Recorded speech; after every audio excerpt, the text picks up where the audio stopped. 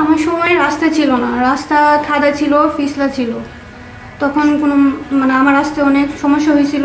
এখন আলহামদুলিল্লাহ অনেক একটা ভালো একটা রাস্তা হয়েছে, এখন আসতে কোনো সমস্যা হয়নি। এখন যারা গর্ভবতী আছে তাদের সুযোগ সুবিধা হচ্ছে। তাদের ছিল আমাদের আসতে অনেক সুবিধা অসুবিধা হতো, এখন সুবিধা হয়েছে, রাস্তা পাকা হয়েছে, টয়লেটও আগে ছিল না, আমরা অনেক কষ্টে ছিলাম, এখন টয়লেটও হয়েছে।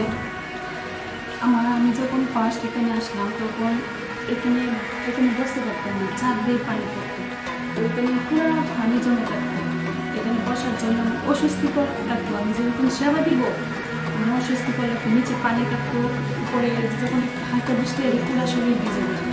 এমনকি গর্ভবতী মা যখন আসতো তারাও অনেক কষ্ট পেত। আগে আমাদের বর্ষাকালে এদিক দিয়ে হাসপাতালে আসতে অনেক সমস্যা হতো, বৃষ্টি পানি খাতা এইসব। এখন রাস্তা পাকা হয়েছে, আমাদের